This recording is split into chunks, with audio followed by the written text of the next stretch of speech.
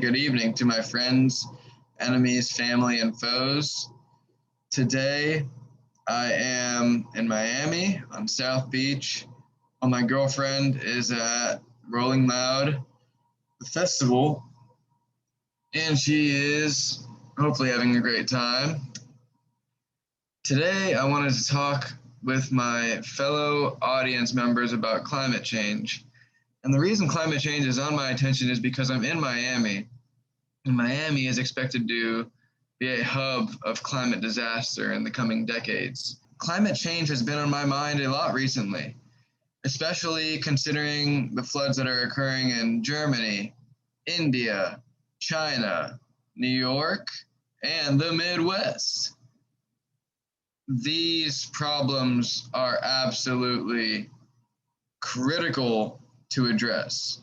And the fact that oil companies and lobbyists have somehow manifested themselves into the political process in such a way that they can completely forge the outcomes of legislation to not only benefit them, but to completely disagree with the fact that climate change is even a problem.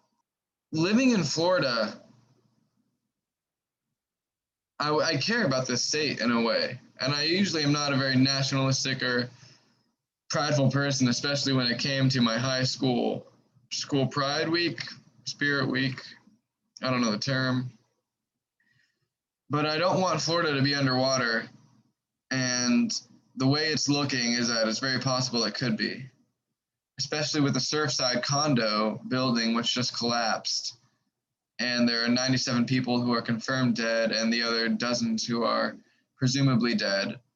They're 98% dead because their remains are yet to be found, or the bodies that have been found are so crushed by the debris that they're unidentifiable. The building that collapsed in Surfside, engineers were warning their peers or their superiors or people in different fields in them that the building was in drastic need of repair.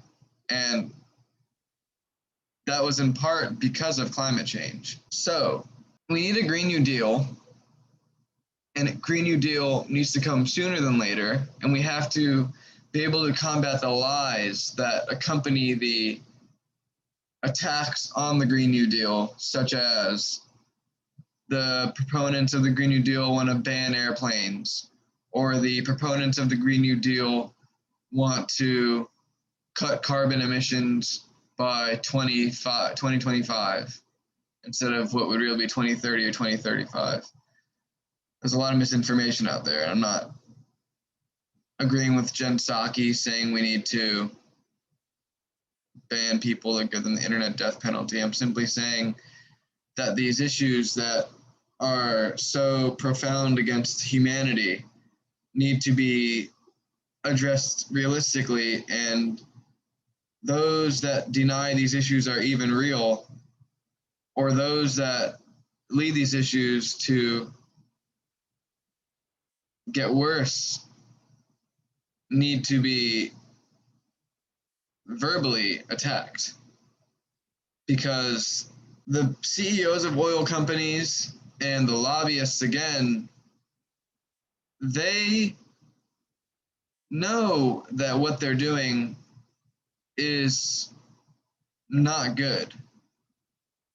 But the people have the ability to organize and coalesce and forge a common goal.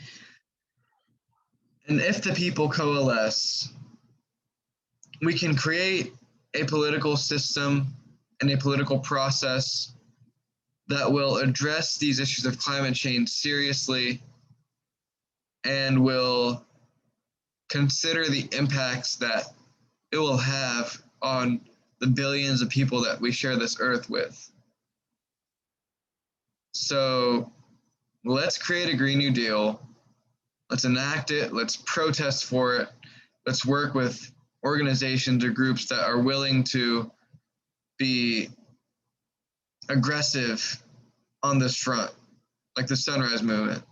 We need to do this before, I mean, the worst is already predicted to come, and apparently we reached a irreversible tipping point.